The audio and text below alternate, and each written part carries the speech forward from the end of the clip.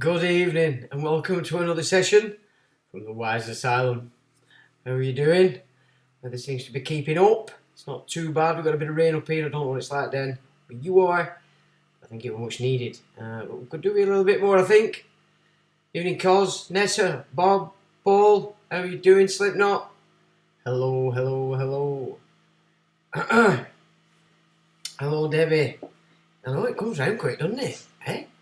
Comes out hellish quick, I have to say.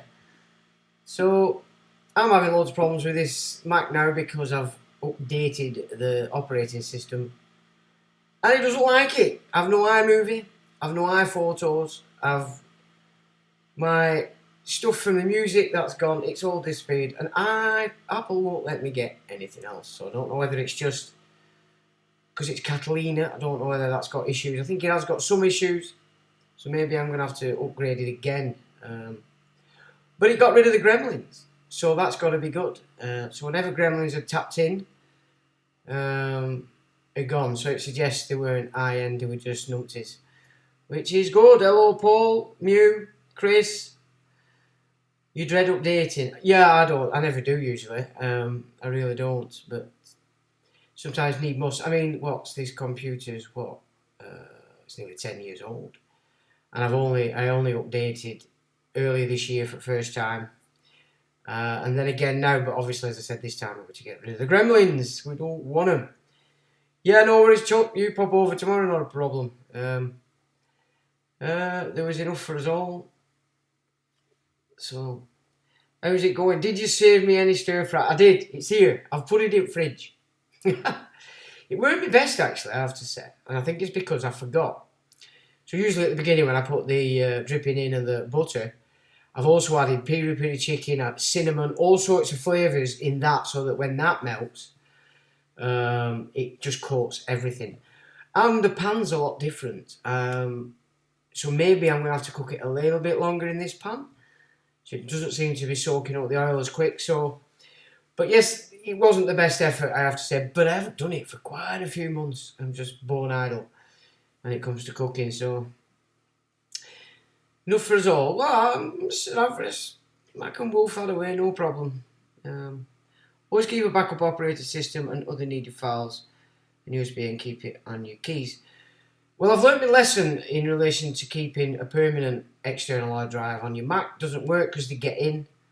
They've removed very important files from back in the day when the Queen was brought to court. In my little case, that's all gone. However, I do have a hard copy.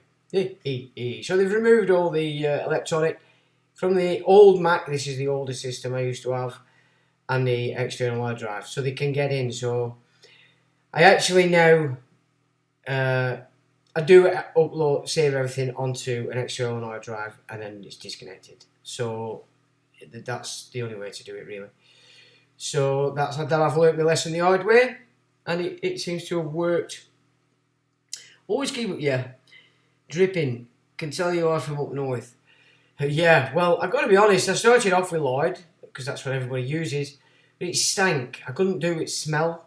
I mean, the smell goes after a bit, but the stink, I didn't like it. And to be fair, the dripping does taste absolutely groovy. It's good stuff. And anything rather than all these seed oils, which are not good for you. They're not good for you at all. I mean, I did do a report on it all before, but the seed themselves, all seeds, they have their own natural poison inside them. It's obviously to stop animals digesting them, as it were. And when you eat them, Now let me think, what do they turn into? It turns into something inside here and it's not good. Estrogens it ends up turning into, by the way. So females get fat because your body stores toxins when it gets overloaded in fat, so that means it has to produce fat. And in the males, of course, it's helping to keep them off the masculine and in the effeminate. So this is why they're getting everybody on the seed diet. You know, the seeded bread, everything's seeded, when really, you really shouldn't be eating quite a lot of the seeds that they're offering up. It's not good for you. Yes, we are from up north, Debbie. What's England, beautiful England, up north. I don't know what's... Oxford's beautiful, I have to say. Cornwall's beautiful, Devon. What the hell happened to the rest of it, I'm not so sure. But, yeah, it's lovely up here. It still is. What do you use, Debbie? What do you use? Because that's what they used to use in old chip shops. When chips used to taste awesome. Although we do have a couple of chippies up here now that are a bit old school and it does taste good stuff, so I don't know what they're using. I don't want to ask them because it puts me off. But yeah, you got to be careful with a lot of them seed oils. They're not as good for you as they say. Plus, it gives them... They can doctor it as well, can't they? You're in the Forest of Dean. Oh, well, that's beautiful. Yeah, I've been down there. I've been all over this place. I do like the old nation, to be honest. It's lovely. Just get out of these cities and it's pretty good everywhere you go in it. It's lovely. But a lot more hills up here, which I do like. I do like the hills. So, not much to report really from going on this week, apart from it looks like the elites are starting to kick ass against each other, which is interesting. Organic virgin... Yeah, I use olive oil, but I've been told off a chef that if you're doing hot, you don't want to use olive oil. It can become carcinogenic. So it's not the best for red hot. Not much though. I do a lot of frying with just water. With water? That's interesting. See, I don't really know how to cook. I have no idea. That's it. That's basically it. Jeff put me onto poached egg on top, which is probably a bloody good idea because I do like a poached egg. It's my favourite way to eat an egg, off boiled egg. It's a lot better than fried, I think. So I have a lot to learn when it comes to cooking, but I've got to be honest with you, I hate cooking. It does my boxing. I really can't. It doesn't seem to transmit inside my brain that cooking's good. It just isn't. It just bores me stupid, and I almost think I'll just go out and buy it. Go out and let somebody else cook. But then you know you're not getting the best of the best when you eat out, so just keep your body flushed as best you can. That's how I do it, and I seem to get away with it. You'll use G. Now I can't do spices. Too many spices, no good. And really, you know, if you're eating food and it's coming out anything other than a solid, you are losing so many minerals and groovy stuff in your gut and your colon system. You've got to be careful with these hot spices because they wreck you. You're just constantly below par when it comes to minerals and vitamins.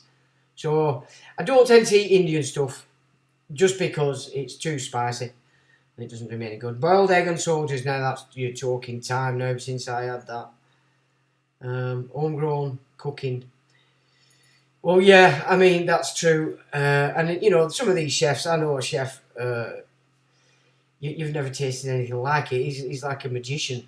Anything, just make it taste unbelievable.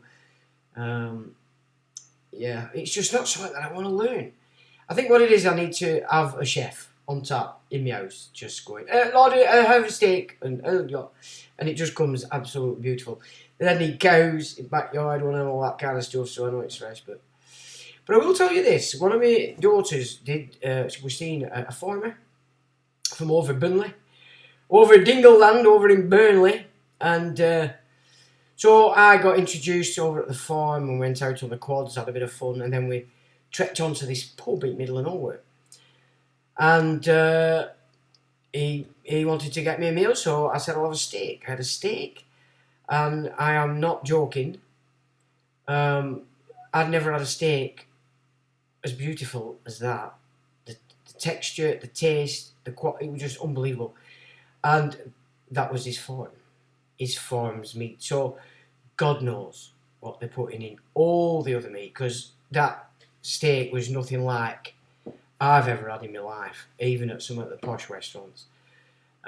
So they're obviously, if you're buying or going to restaurants, you're not eating the best of anything.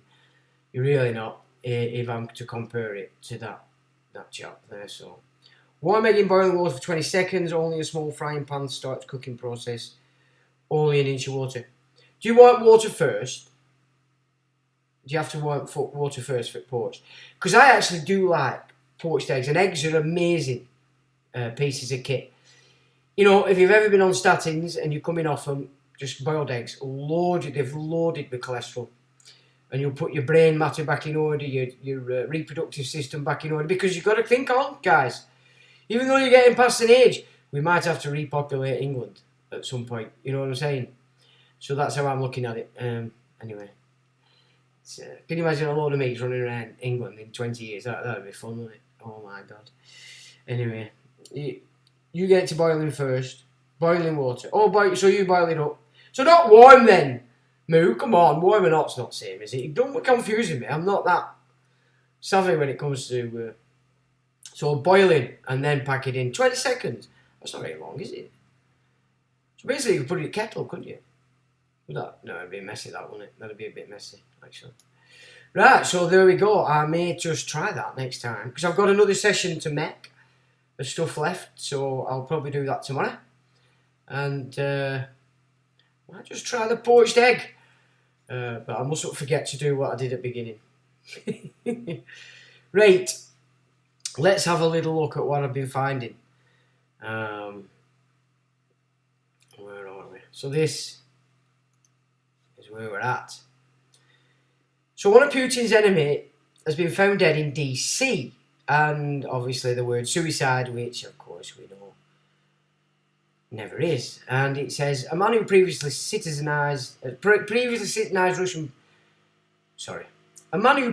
criticized Russian President Vladimir Putin and was forced to seek exile in the US was found dead outside his apartment in DC by an apparent suicide. Dan Rappaport was found dead on a sidewalk outside his apartment in an upscale Washington, D.C. neighborhood. Police made the discovery after police received a call about a jumper. Hours later, Rappaport's dog was found at the park with a note and some cash attached to it. Well, that sounds a little bit odd, does it not? Authorities said they don't suspect foul play, but those close to Dan Rappaport are raising questions about his death and are doubting that it was a suicide. A well-known businessman living in exile in the US after criticizing Russia's Vladimir Putin was found dead outside his apartment. Oh, we've done that bit. Yeah, he was 52 and discovered lying on the sidewalk outside 2400 Main Street, apartments in the Georgetown neighborhood, shortly before 9 p.m. Sunday, according to police. So, this guy's an enemy of Vlad. Are we seeing here the elites assassinating folks around? Because this is only one half of it. There's another that's just happened as well the other day, which I would suggest is probably in retaliation. But it looks like they got the wrong person on this other one. News of his death was first reported by Yunja Pugacheva, former editor of Russian Tatler, who claimed in a post on a Telegram channel that Rappaport died by suicide, and that his dog, a mixed breed pup named Boy, was located in a nearby park along with a suicide note and cash. Very upsetting news. Exiled Putin critic Dan Rappaport has died by suicide in Washington, D.C. So it's been well reported, and this is by August 16th, so it's quite a bit ago, a few days ago, beginning of the week, yeah? So that's basically one event that's taken place, and we have another. So this one, daughter of Putin ally killed in car explosion. Now, it would appear that this guy was the target, but they got this young lady instead. I think it's his daughter. And it says, daughter of an... it's coming from... Report comes from Daisy Phillipson and Unilad. This is off the Unilad It says the daughter of an ally to Vladimir Putin has been killed in a suspected car bomb attack, according to the Russian State Investigation Committee. Daria Dugina, the daughter of Russian ultranationalist and philosopher Alexander Dugin, had been driving a Toyota Land Cruiser on 20th of August when it exploded and caught on fire. Officials in the country have alleged that an explosive device had been fitted to the car, which belonged to her father, who is an ally to the Russian president and often referred to as Putin's brain. Interesting. It is believed that he may have been the intended target of the attack, although this has not been confirmed. In a statement shared by state news agency TASS, the Russian Investigation Committee in the Moscow region said, according to investigators, on the 20th of August, around 2100, in the Odintsofo urban district near the village of Bolshe Vzame, an explosive device presumably installed in the Toyota Land Cruiser went off on a public road and the car caught fire. The female driver died at the scene. We established the identity of the deceased. It is journalist and political analyst Dura Dugina. So she's a journalist in and of herself. So, interesting. Based on the results of the inspection, a number of examinations will be appointed, including forensic explosive engineering and molecular genetics. All possible versions of the crime are being probed into. Andrei Krasnov, head of Russian Horizon social movement and friend to Gina, told TASS that she'd been driving from the traditional festival, which is described as a family event for the art fans. I knew Daria personally, he said. This was the father's vehicle. Daria was driving another car and she took his car today, while Alexander went in a different way. He returned. He was at the site of the tragedy. Krasnov added, as far as I understand, Alexander, or probably they together, were the target. Right, so she's obviously a daddy's girl there, and she's working with her dad. Georgina was born in 1992 and had a PhD, having graduated from the philosophy department of Lomonosov Moscow State University. Her father's political philosophies have long been regarded as a key influence on Putin's strategies. According to Will Vernon, senior journalist for BBC News Moscow, while Dugin is not a state official, he is a symbolic figure in Russian politics. Vernon said his anti-Western ultranationalist philosophy has become the dominant political ideology in Russia and has helped shape President Putin's expansionist foreign policy, most prominently on Ukraine. Now, that's what the West are calling this adventure, isn't it? Russian expansionism. Ooh. We'll get into that in a minute. If you would like to donate to the Red Cross Emergency Appeal, which will help provide food, medicines and basic medical supplies, shelter and water to those in Ukraine, click here. So they're begging for cash. So just on this, Unilad, there's a few other things. How has Putin remained president of Russia for so long? That's quite an interesting read, actually. I read that as well. That's an interesting read. Obviously, I'll put these links up later. What else is there? That's another interesting. Putin has fired 8 top generals since the war began. Now that's interesting, isn't it? What's this one? Attack on Ukrainian nuclear power plant could be 10 times more powerful than Chernobyl. Well, we went through that last week, didn't we? It's absolute garbage. There is no radiation, even if these nuclear power stations blow the hell up. They're just no different than an old school boiler power station. So that's garbage, but all the media's picked it up. Putin threatens Ukraine with weapons of unprecedented characteristics. Interesting. You see, the thing is, when you get into this, so I've been following it now since it started, and of course, it's been complicated in trying to actually work out what it is Russia is doing, because Russia, wisely, are not actually running a commentary on what they're doing, because of course the West are expert at undermining a sentence and inverting it, and therefore having everybody in the West see the opposite of what people like Putin or anybody else are actually trying to get across. So it's been rather difficult because there's a lack of info from the Russian side.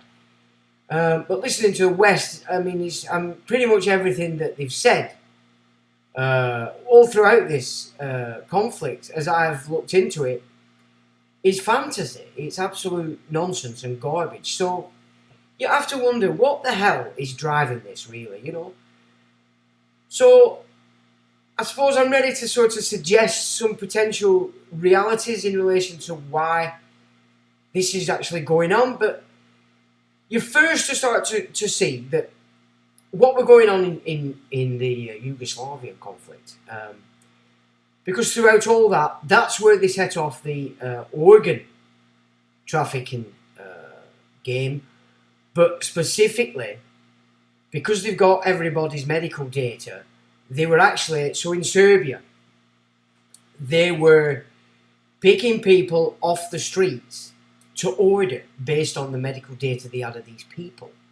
So what medical data they had, if you matched somebody that were needing something, off you were kidnapped, off you went to a German hospital, and this is where they were doing the deed. So this were all being set up during the Yugoslavian conflict. All the trafficking, the opium, setting it up ready for them to shift into Afghanistan and up the opium production, which nobody realised were going on. But of course, Vietnam, all these wars that they had in the East, which were basically about growing the opium and then getting it across the world, all shifted to Afghanistan after 9/11, as we know, which is why they had to get rid of the Mujahideen. They were totally against opium. And this is why they introduced the Taliban, which is just a bunch of mercenaries, basically. And now they're bringing them over here and praising it up to the military forces through their own media as some great thing. Well, I've met one of these guys that came over from Afghanistan. He's in police intelligence. So there are components of the occupation, these people that they're bringing over from Afghanistan, that acted against their nation, you could say, and operated for the invading forces. So collaborators, as they'd be called in our terms, now being brought over here en masse to people, police intelligence. And you've got to understand that that's what's going on from Afghanistan. But of course, main thing was that they were moving the opium production into Afghanistan, which they did. So Kosovo then became a major pivotal point in that conflict, in readiness for the opium that were going to be coming out of Afghanistan. But before that, the trafficking of organs and setting up the system of kidnapping people off the street that measured up the medical data. China now I think they've surpassed Germany and Israel in this organ trafficking game. And I got very excited about it, and they've got massive camps set up all over the place where they're actually doing this, and it's no secret, it's known. So Kosovo was this central point that we knew about from the 90s. It were all black ops, etc., laundering, trafficking, etc. We basically centred, and from there we sent across Europe, here to UK, and even across to America. A lot of it were going from Kosovo. But what it would seem, since Obama started interfering in 2010, finally coup d'etat in 2014, that what we can basically say about the Ukraine, and this of course is what I've been looking at all this time, what they're finding in there, what's being said to have actually been carried out in there. We could actually say that the deep state itself centred itself in the Ukraine, while Zelensky and his mob and previous have been running it since 2014. I mean, you've got to remember that the officially elected president of Ukraine in 2014 had to flee for his life to Russia because of the Obama's gang getting in there and basically taking it over. Now, the deep state, if we look at it that way, all that Trump put out about this deep state that he has had everybody become aware of, and people understanding that it needs to be fought, it's something that we need to get rid of, because it's basically subverted all our nations, all of them.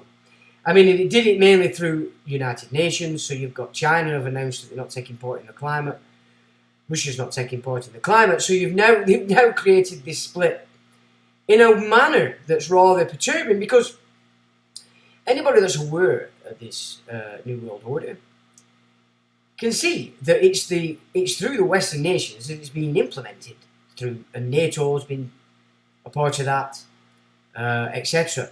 So it's quite a dilemma, because on the one hand, nobody likes anybody invading another country. And, you know, I'm not going to big up Vlad the Impaler in any way, shape or form. I mean, you look at his history, he's done some pretty nasty things in his day. But if Vlad, as many people are putting out, is actually attacking the deep state, because obviously nobody's been able to attack it in the West except Donald Trump. He had a good do at it. I mean, it's all being undone as we speak. But they might have shot themselves in the foot now with attacking Mar-a-Lago as they have. But again, it's all part of the script, isn't it? But so if we look at the Ukraine now, so if they've got the labs in there, there's money laundering going on in there, there's a lot of tech stuff centralised in there, etc., trafficking, there's death squads, torture squads, because this is what they've been doing to the Russians in the eastern Ukraine since 2014. So there's a lot been going on.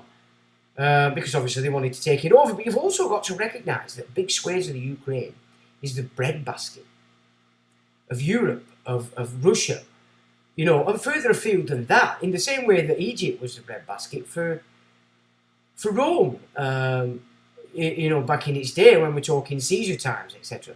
I mean, the main reason Caesar was killed because Egypt in its day, you could see under Cleopatra, was like the Soviet Union of its time, because of the battle between Cleopatra and his brother, husband brother as it were. It was actually like a full Soviet-style dictatorship, and the Romans were the reason why they attacked Caesar, as well as him, you know, introducing the idea of Caesar. But that's a bit of a misnomer, because they had to do that, otherwise it would have been classed as a murder. So they had to give the term dictator a method so that they could actually get things done in Rome, and things that could be done, not murder, it was just doing what had to be done for Rome. So the main reason they actually killed Caesar was because they were terrified that the Soviet, a bit like, you know, between the Cold War between US and Soviet Union, everybody were terrified that that system were going to be spread across the West. Well, it was a similar thing in Rome and Egypt in Caesar's time, and because, of course, you were banging Cleopatra, and there were a little sprog come out, they weren't having it. They just weren't having it at all. Obviously, Mark Antony were a bit enamoured by it and all, and tried to keep it going, but it didn't work. But the Ukraine, it would appear, since 2014, has basically took on what Kosovo was actually set up to do during the 90s under Clinton. So we are looking at Ukraine as the deep state. So if that's the case, then we need to start looking at this game a little bit different, because then we have to accept that Putin is actually doing what can't be done from within the West. Tried by Trump, failed, because nobody, you know, he didn't get backed enough. And probably why Trump's allied with Putin, because they're both well aware of the same stuff. They know what the Ukraine's been set up by Obama and Biden, because he was vice pres, you know. So it's the same machine. As I've said before, the uber sort of architect of this was the Kissinger, Schley, Zbigniew Brzezinski, who despised his Russia. He despised Russia. He's Polish, you see. He despises Russia. So he's the architect of this, let's all hate Russia. Well, okay, we can say that politically. I'm operating under Kissinger. So we can say that Kissinger's agenda is in sync with this anti-Russian schism, even though today he's playing politics, you know, the sort of neutral side, when he's far from it. But we have discussed this previously, that I think the source of this, in essence, and thinking about it this week, sort of can give us an explanation as to what the term "come out of her" might actually mean, because the source script for "Let's All Hate Russia" is the secrets of Fatima. Because the whole ethos of that is about bringing Russia into this new world order fold. That's what it is. So I'm not surprised people like Malachi Martin left the Vatican and did what they did and said what they said, because it was true. And this is 1917. So I would suggest that the secrets of Fatima, or the sort of theology, the political side of it, we see through Zbigniew Brzezinski, Obama, because of course Brzezinski was, you could say, one of the main handlers of Obama. And on we go today. So if that's the case, then we have to start looking at what's actually going on. Because remember, they're getting everybody ready to go in there and fight, when ultimately, well, actually, I just thought now, because there's an even older. Well, actually, it's not older, but I'll tell you what it does serve. Because when you look at the theology coming out of the, let's just say, not the Israeli people, but the priesthood side of Israel, they see Russia as Magog, Gog. Yeah, that's what they see. Now, there's a lot of information out there where people are showing that actually it's not at all Russia. But again, it's falling into this, let's say, Russia. So you've got Fatima, you've got the priesthood controlling Israel, you've got Zbigniew Brzezinski. Now, the interconnecting side of that would be Zionism.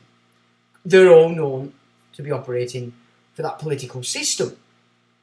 So, looking at it like this, we can see then, so obviously, come out of her, what is that? Well, Vatican, isn't it? Vatican II. It's this new system that's been set up through the Jesuits in the Vatican from the 1500s, especially so end of 1700s, when the Prussians basically absorbed the Jesuits, who were no longer operating for the Vatican, and then were reinstalled into the Vatican system, remember, in the 1800s, the early 1800s. So we have to start looking at it like this a little bit here. Now, the danger, I suppose, and the worry, which makes it difficult for Vlad, is being ever pushed more into the hands of China. Nobody in the right mind can sit there and say anything coming out of China, the corporation, is a good thing. Is it? It can't be. I mean, they're insane, and what they're doing to their own people is insane. Xi at the moment is running around trying to undermine the petrodollar. Not so much the actual dollar, which is the reserve currency, but he's trying to undermine the petrodollar, the selling of oil in the dollar. It's a different mechanic to the dollar being the reserve currency. And that's never actually explained well enough by these so-called financial experts. They never explain that there's a difference between the dollar as the global reserve currency and the petrodollar. They are not the same. So Xi's running around undermining the petrodollar. People think that means he's trying to replace the dollar. He's not. It's a different thing. This is why there's so much crap going on in relation to energy, oil, gas, etc. This is all in the mix. This is all playing out, and people are not necessarily looking at it in this way. You know what I'm saying? So there's so much more that we need to consider when we're looking at what the hell's going on. Now, I listened to a speech made by Vlad this week, and there were absolutely nothing in it that I could disagree with, in essence, I couldn't. Now, I've also said that I'm well aware that Habab Lubavitch are just as installed into Putin's world as they are into every president of the United States, every Prime Minister of the UK, Australia, France, etc., etc., etc., all the countries tied into NATO and the UN. We know this. But we've also got to remember, not even though these leaders are leaders, they might actually be perfect mind control people, in the sense that they really believe in what they're doing. You know, that you do get that. I mean, if you go back 10, 15 years ago, when what were coming out in this arena, what we call the truth movement, was all the occult stuff, all how they work these occult cabals, the rituals they carry out, what they're calling in, etc. That were all over the internet when I got on in 2007. So we know a lot about how that works and how they actually control these world leaders. And a lot of them can be said to be cloned. We know they were cloning. The Vatican were talking about cloning at the beginning of the 20th century. And I read that when I was looking into the paedophilia, why it was so rife.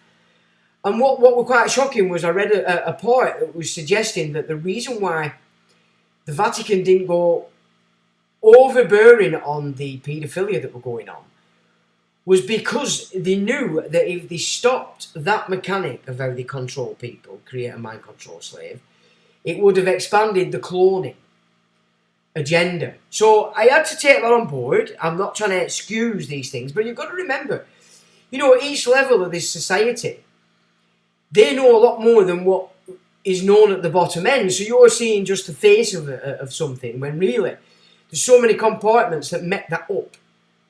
And depending on what level you're at, you know what part of that you're battling. So I had to accept that that was a feasible, even though it's outrageous, but it was still a feasible potential mechanic as to why it basically got out of hand with that, which it did in it through the 20th century, but it was going on before that as well. But mainly you're talking Jesuits, you know, this new Prussian Jesuit bunch tried to sabotage everything, which of course his philosophy was do sin to bring in the Mashiach, or Messiah as we call it. So I'm looking at this again now, but looking at it as I have been, and I'm looking and thinking this deep state, we know that this deep state has to be ended.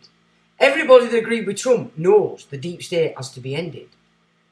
That being said, and from what I can see, it does look like the Ukraine is that centre of the deep state. Not only in the US, but in this whole corporate, maritime, or thalassocracy, as coined by Herodotus, for a naval supremacy system, you know, where the naval rules, regulations, and families that run it. That's what it's called. And Herodotus gives us that term for what we're under, aren't we now? So there's nobody going to doubt that. So we have to start looking at this just a little bit more before all our militaries from in the West kick off and join in this, priesthood created, politicized through the left, communist, Soviet shit. Because, you know, Russia isn't Soviet. It hasn't been since the 80s. You know, they've done all they can to become capitalist. And I don't mean capitalist in the negative. I'm talking about giving the nation, the people, the opportunity to raise the game, get involved, become a businessman, earn some money, and expand the benefits to the nation as a whole, which is why capitalism is an excellent thing. It gives freedom, whereas communism, the other side of it. And I'll reiterate this because it is important that this goes into people's minds. There are two sides of the same coin, and they're both controlled by the same bankers. So communism monopolizes private enterprise to the state. And since Blair and Thatcher even, now that accomplished, so the state, the mighty state born of the socialist idea, has now been privatised and put into private hands the entire state systems of everybody. He's now gone directly into the private through the other side of that coin. Capitalism, more and more in corporatism, you know, the political system, fascism.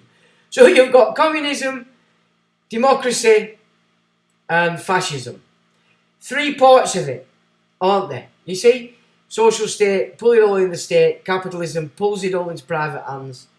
Fascism keeps it in that way, doesn't it? It prevents us as citizens or public or man from re-grabbing our, because the fascist system just puts us all under corporate rules and regulations. So there's three sides to this. That, we've got the triple there, the trinity of political systems, pulling all this together, which naturally now they need the fascism. Because they've achieved it, they've privatised it, but it doesn't mean we can't take it back. If people started to recognise that nationalising our energy, our rail, our transport, our everything, would again put it back in our hands. So to scupper that idea, they've to smash the idea of Labour, so that's the Democrats in the Americans, which is why they set all these numpties off and called them left. And here, they've emaciated Labour, which was started off by Tony Blair when he changed one of the major protocols of the Labour Party. I can't remember offhand what it was. So it's raising to the right, but it's fascism that they need to put into place to prevent us from being able to put ourselves back to some kind of balance, i.e. nationalising our infrastructure. You can see that going on. Ukraine, for me, is a big part of that. But all these conflicts that we've seen since the first Gulf War in the 90s, George Herbert, or let's just say Margaret Thatcher, because George said no, he didn't want to take America into the Middle East. He was ordered to by the Crown via Thatcher. We've explored that as well slightly. But the data is out there if you want to push that and have a look at that. So basically we're looking at the British Crown here, which isn't English. It's nothing to do with English or Scottish, apart from the fact there's a lot of suckers operating for it, mainly baby boomer generation, because they've suckled on that tit since the end of the war, or basically when they were little babies. They don't know any different, they don't know any different. And they've done nothing but benefit from promoting that system, being in secret societies, lying about everything to their offspring and to everybody else, because they're all in secret societies, everything's secret.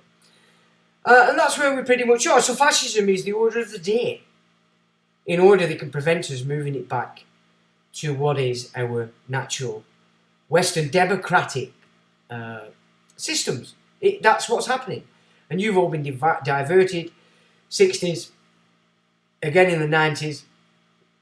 And then, of course, it's been nothing but war on terror, war on you, war on your grandma, war on litter, war on everything, dog poo. I mean, come on, think about it like this, war on dog poo. You get on Facebook, there's still people, and councillors are running around complaining about dog poo. And the amount of fucking fruit bats that jump on it with all the comments, they should be shot. It's called dog shit. It's not the end of the world, and you're paying the council to clean it up.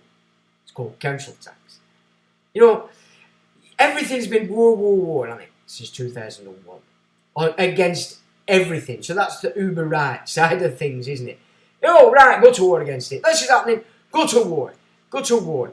This is the way it goes. Rudy Giuliani, if you're of an age and you remember the 70s, then America was renowned for being gang-ridden, and pulled together ultimately in the film The Warriors. Anybody that's seen The Warriors, back in the 70s, that was the reality in the US. It was the gangsters, the desolate youngsters out there just living on their own because there were no work for them, so they made their own way. It was huge, and Giuliani got rid of a lot of them. How did he do that? How did nobody ever speaks about how that was achieved. But that through the 80s, that had gone. Through the 80s, you never heard anything more of it. We were diverted off with out drinking, entertainment, great soundtrack. And it was a great soundtrack, it was the 1990s. And then our offspring were pushed into this drug scene for the 90s and total undermining of everything. But here we are again, back to the Ukraine, So let's look at it. This deep state is centred in the Ukraine. What are we to think of this? We know the deep state's no good. Trump knows the deep state's no good. So if you're backing that, what we brought through Trump, then we can't be backing NATO. We can't be backing these governments we've got in now. You know, and we've had Boris through this. Boris, well, conservative so-called right. We can't now, we have to start to see that it's not just a left agenda, is it? It's both of them. And we're seeing that if we're smart. We can see that.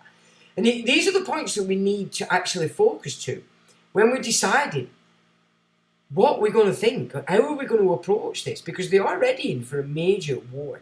And if they can carry on militarising, then what's going to kick off in the Middle East in this firestarter scenario, every nation is going to be ready for it.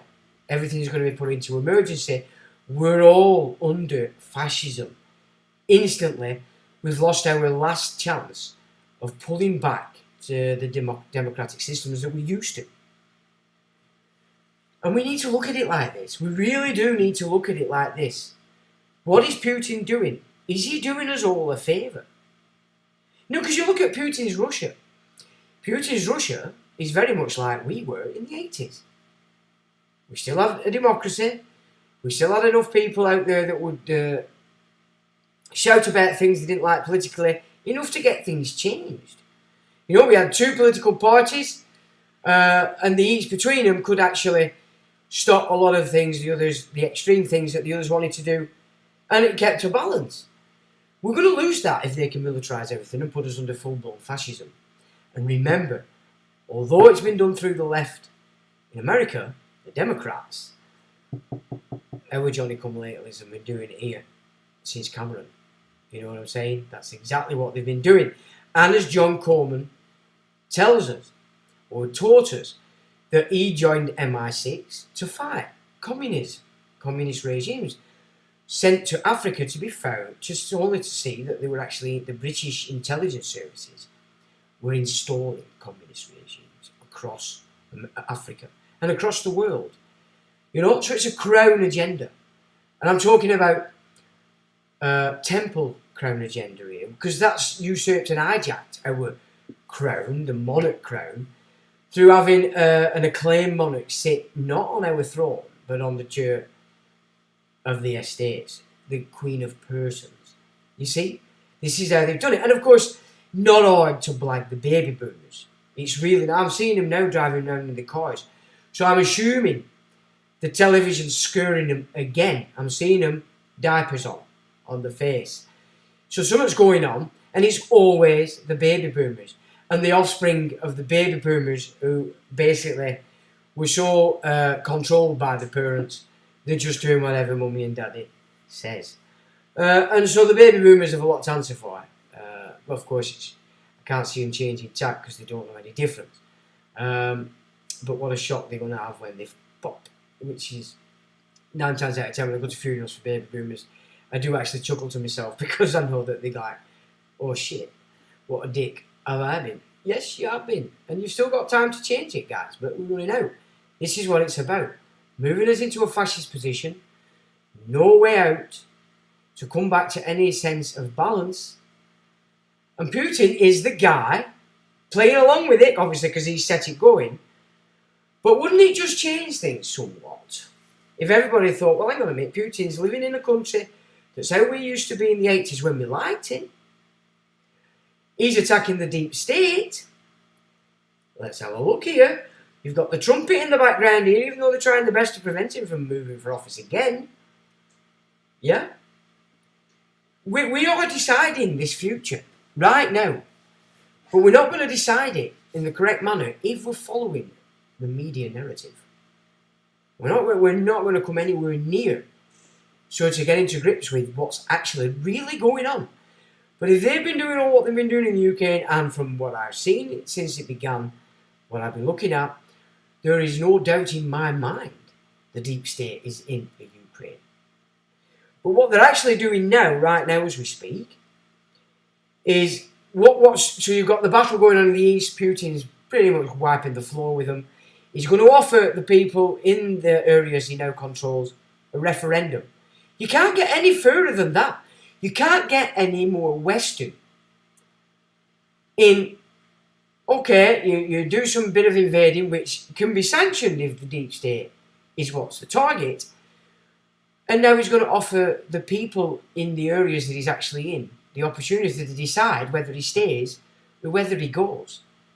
That's fair play, is it not? That's as fair as you can get when it comes to warfare. You can't get any further than that as far as war goes.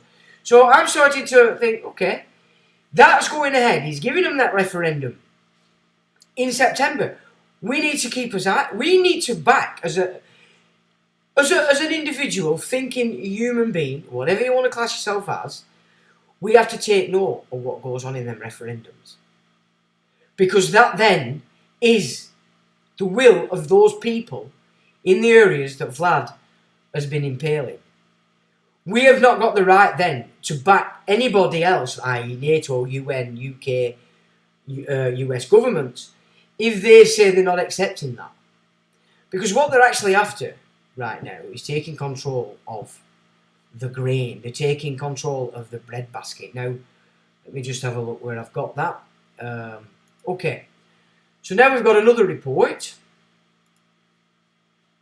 Just let me... I can just alter this slightly, because I'm just bear with me, chaps. I'm starting to suss this Streamlabs a bit, but it is a bit difficult getting it so that you can read it as well. So if I transition that up, it's not transitioning. Hey up, just a minute. And then what's going on here? I don't know why it does this. It seems to do this quite a lot. If I can find it on here, that works it. I'm not finding it. Hang on. So, see, that's supposed to transition that. And it's not transitioning. Oh, we had it smooth last week. I don't know why it's doing this. So if I can find it on here, we're in business.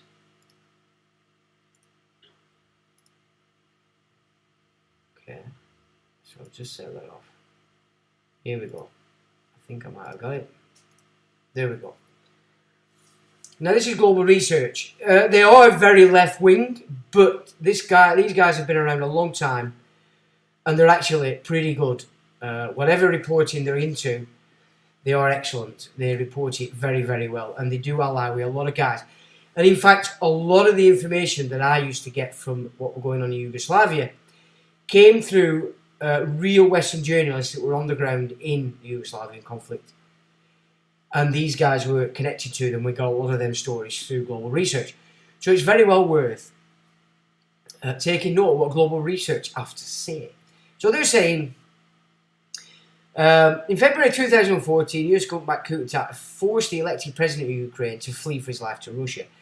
In December 2013, President Viktor Yanukovych had announced following months of debate that Ukraine would join the Russian Eurasian Economic Union on promise of a 15 billion Russian purchase of Ukraine's state debt and 33% reduction in cost of imported Russian gas.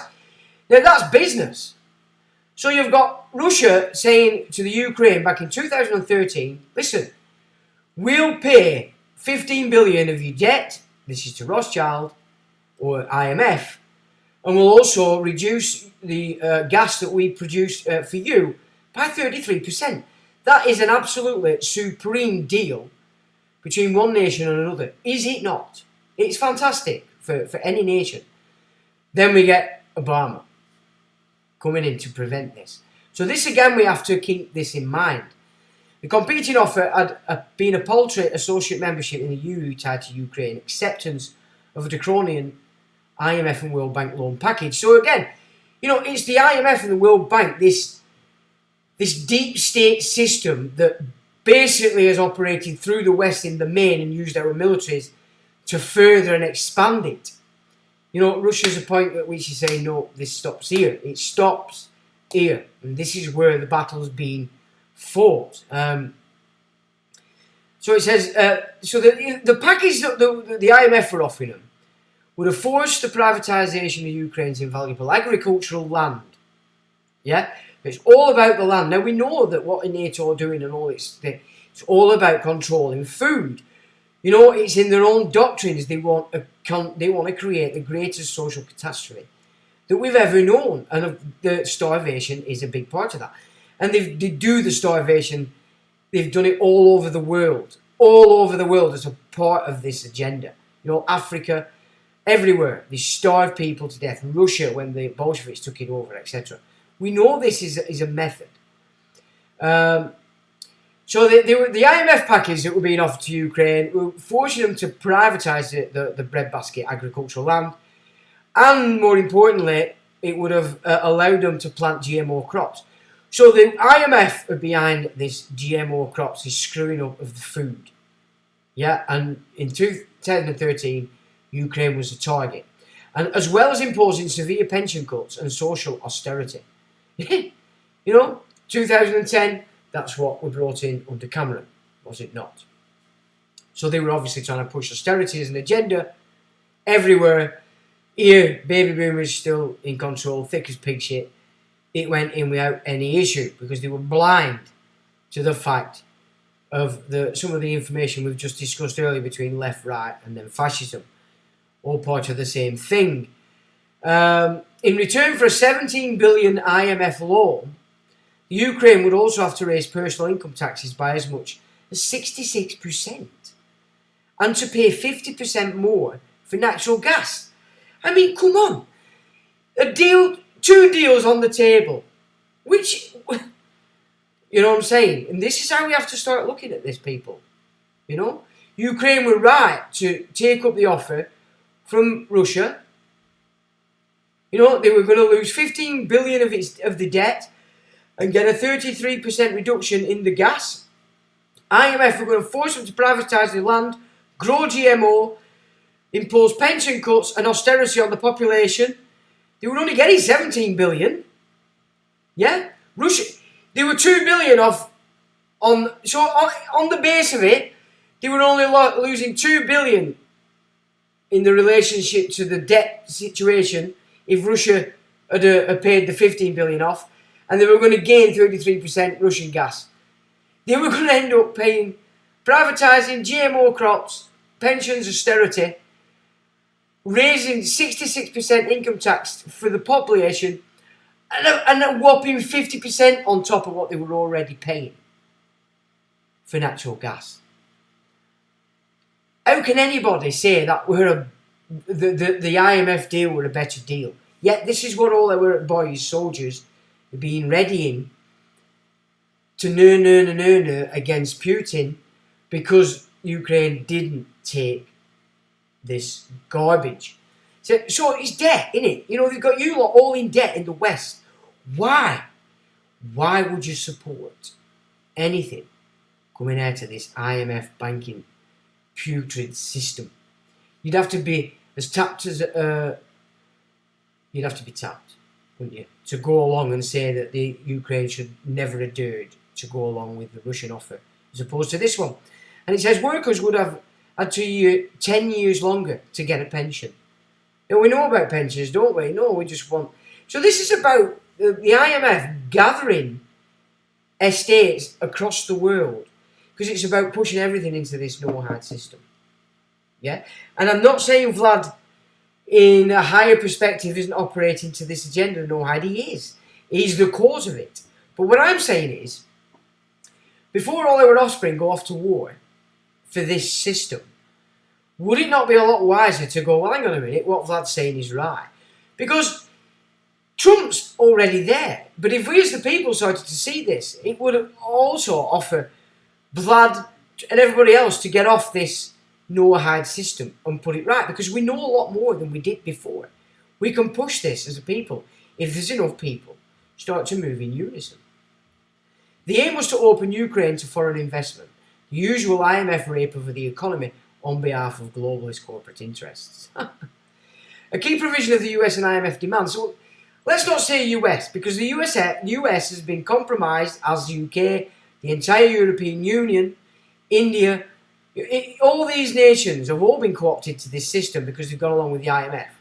This is how they're able to divide the world in this way.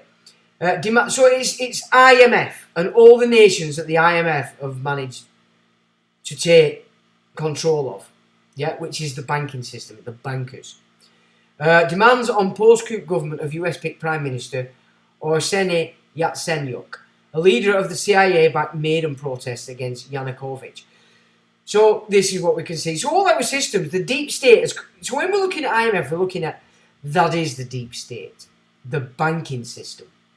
It uses communism, uses capitalism, and fascism as a three-pronged mechanic in grabbing nations, nicking all its wealth, and then creating fascism to make sure you can't go back. Because once they've got you under fascism, you're under corporate law, you're not under national law, yeah? Which is why that Supreme Law video we put up the other day, these human rights covenants are not the 1998 Human Rights Covenant and the European one. They're still under this. That's still part of this system. I'm seeing that as perhaps a lot more important than we're giving it credence at the moment. For anybody that wants to start setting up a process whereby we can start to bring this to book before they install this fascist system. It really is that serious, folks. And I know I've only got a few guys watching here today, but I'm telling you, you'll not hear other people talk about this like this. You know, I can see things I know people don't see, and that is why I think it's important I carry on doing this. You know, so that's what I'm seeing, and it's so important. We're nearly at the activating the fascist system, and anybody that's police out there, you're the pillars that they're going to use to push this jackboot on your own, alright, your own people. Yeah, okay, a lot of fruit bats have committed Eric. We don't care about them anymore. Concern yourself not with them people. They've chosen the path. Whatever they're suffering is their own fault. It's on them. I don't care anymore. I'm not going to your funeral. I don't give a shit. That's your path. But the rest of us, this is what we need to be getting on. You know, this is why the universe has allowed us to get rid of them tits, because they still have their hands in power in our system. Get rid of these dipsticks. We're left with wide awake folk, but this is where we're looking at. The next phase is putting in this fascism so we can't move back. The recent polls showed 79% of Ukrainians want to retain control of the land from foreign takeover. Right, so Zelensky, who's he fighting for? Not the Ukrainian people. And I'm not just talking about in the East, I'm talking about in the Ukraine en masse. They, 79%, do not want anything to do with the offer coming from the IMF. We have to recognise that. They don't want it. We as people, we don't want it. American people, they don't want it. French don't. None of us want this, especially Europe. You're closest to this nonsense, you know. And Poland. You know, I put something up on Facebook before they banned me recently, showing deaths in World War II. You know? And I mean, we miss so much because we're focused to our deaths, which Americans, and all what happened in Europe itself. By far the biggest death count was China. So the bankers were busy over in China. Then Poland. Yeah?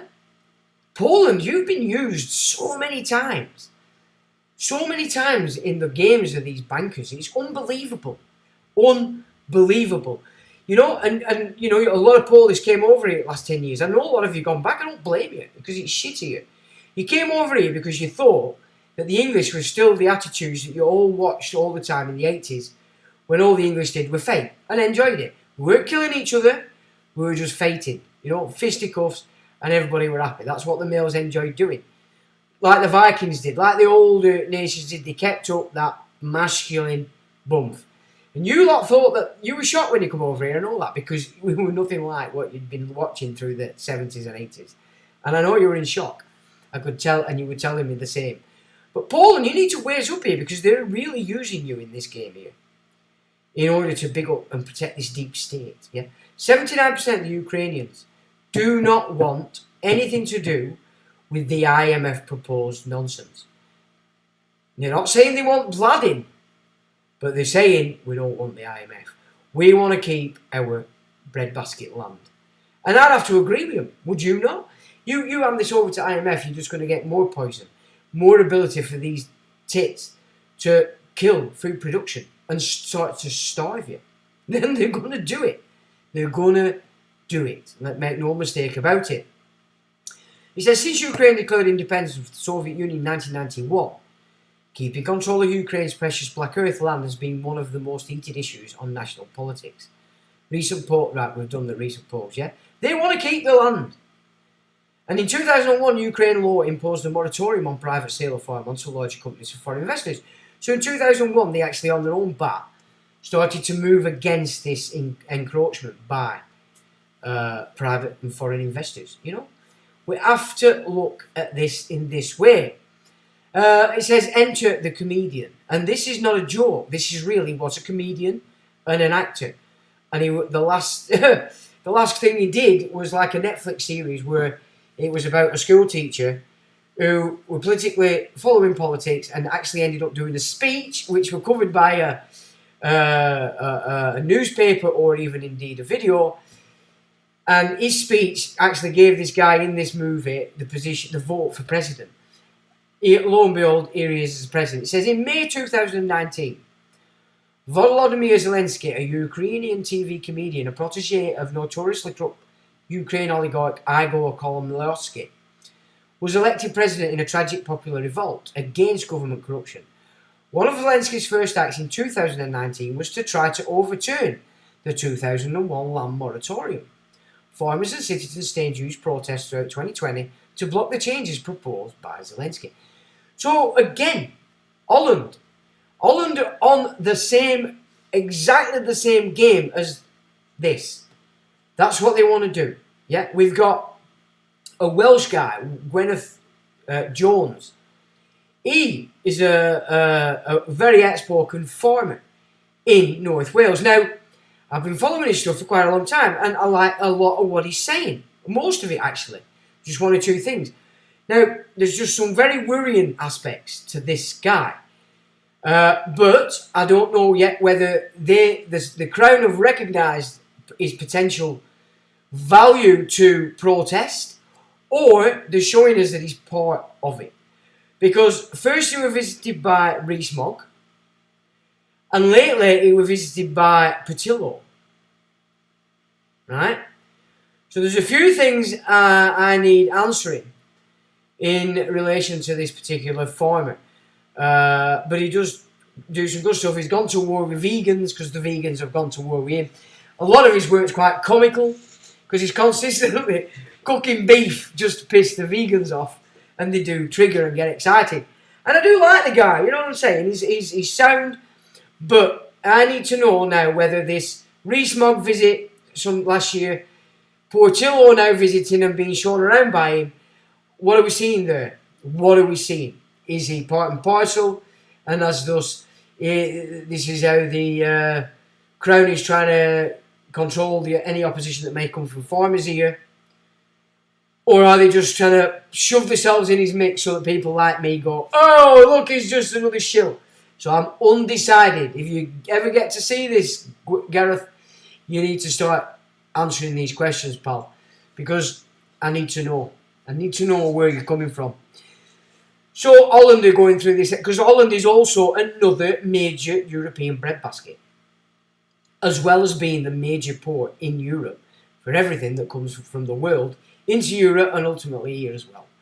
So this is the way we have to start looking at this garbage, because it would appear from all I can see that the forces media inside the military is actually, it's working, its propaganda is working. And our boys are getting ready in their own mind and their art to do the bidding of the IMF. Now, come on, just on those two deals alone that you've seen, is that not enough? Look at what they're doing to Holland, you know? This is how we have to start looking at this, people, because they're not letting up on this at all. They're not letting up at all with any of this nonsense. Where did I want to go now? Oh, that's an interesting piece. We might go to that in a minute. Oh, that's not come up again. Do you know, it's really strange how this is operating. It's not working properly as it should. Now then, I don't know whether that makes sense to you. I hope it does, because I'll tell you, that is where we're at. And it's so important that we start to think in these terms, speak in these terms as the truth movement, so that this understanding of the communist, capitalist, fascist trinity of political systems operated by the Crown. Because this is how they've done it forever. It's what they did in Germany. You know, it's what they've done across the East when they're installed. It's what they've done in Africa. In order to gain the resources to the state and then off into private hands, the Crown, and then protected by a fascist junta, which is what these police are being set up to be. You know what I mean? But it's, you go to Germany, what you've got to remember is your existing systems all of a sudden at command level into your SS. Now, it's happened. And I'll tell you how it's happened here. Freemasonry. Specifically, Scottish Rite. You see, the York Rite's been taken over by the Scottish Rite. Templar. Shit. You know, England lost out to Scotland many, many moons ago. And I've been saying for years, England's been run from Scotland since David I. Yeah? That's how long England's been run by Scotland, because that's where the bloodlines exist. That's where their power base is. London is just a fancy pants childcare centre from the will of the bloodlines up in Scotland and over in America. Of course, they fled over to America because they've had since David I to spread their wings everywhere. This is the Venetian banking families, aristocratic families. You see, now let me just put this while I remember. People don't realise that what Aryan means. People think it means, oh, the white race. No. We use the term aristocracy, don't we, to denote an elite, elect level of the game. And we accept it because they know what they're doing. The term Aryan is the same term. It doesn't denote a race, it denotes a position, nobility. That's what it is. So when we saw the Aryans spread, and we've discussed that they went from the Caucasus, east, south to India and across Persia, we're talking about the elites, because that's what Aryan is. It's a class of people, not a race. So they don't have to be a race. These elites can control all races because they're in the background. That's so important that we understand that concept. So when you're looking at Hitler, obsessed with the Aryans, he wasn't obsessed with the white race as he gave to the education to get the populace excited. No, he was looking for the uber elites that run pretty much everything. That's what we're seeking out. So I just thought that's interesting to get in at that point as well. But it's so important that we start to look at the Ukraine in these terms, especially communism or socialism, capitalism, communism. They're the same monster. Exactly the same monster. And now, of course, they have to smash the left completely because the fascist is actually going to be surrounding the capitalist thing, isn't it? Because that's at the moment what's on as it moves more and more of our assets, including yourself, your offspring, into this banking wide system. So that's that bit gone. That's took a bit longer than I thought, and I've done quite well there. I've emptied myself of quite a lot of data that's been building up throughout this Ukraine conflict, and I've commented on it as much as I can. But like I said, there's not that much sense. It's difficult because the Russians are clever. They're not talking about it because the West just inverts everything that gets said by anybody. So they've been smart in that sense, and I like that. So what are we saying here? Let's have a look. So we've got to the dripping Forestadine. Usually, yeah, not much though. Okay, that's the olive oil. So we're all talking about cooking, aren't we? Alright. No, I've definitely got the message on the old eggs. I do like poached eggs. It's actually delicious. It's the best way to do an egg, I think. How to do, chef? Evening all. Hello, Anthony. No, I have no intentions of being a chef, chaps. I really haven't. It would be nice if I could just cook very little and make it taste amazing. But again, I don't really give a shit about taste too much. For me, eating is a pain in the ass. It's just a means in order to stop your belly going, I want something inside me. Once that's full, I'm pretty content, to be honest. Elle says, greetings. I say, LOL. My old mate evening all running behind a bit, so I'll probably refrain from making irrelevant timing comments. You're always late, you're definitely going to have to go into detention. I'm telling you. Michael Jr., evening to you. Steer clear of coated non-stick pans and the pound store like cheap nickel alloy cutlery. I'm using inherited Nest best silverware. Poor old Nan used them once a year, then cheap metal daily. Yeah, you don't want that, what's it called, Teflon, do you? Ooh. Yeah, I grew up with them. Oh, and I've got some new patent of Teflon. Oh, yeah. It's like, yep, just kill your kids and your family. Right, anyway. Joining the dot says, greetings to you. Have we any mods tonight? Well, Ray's just had a brain transplant, hasn't he? So Ray's poorly. I'll tell you what we have had. We've had some prophecies. Now, I'm not going to tell you who's done them, because I didn't check to whether the prophecies were allowed to be put out. But one of us that you all know has sent across some prophecies. So we'll have a look at them in a minute and lighten things up a touch. Or not. Slipknots, yeah, I do. Bear in mind, English 1.9 is borrowed from Arabic, so it's both numerical and that. But, well, I'm not so sure about that. My old China.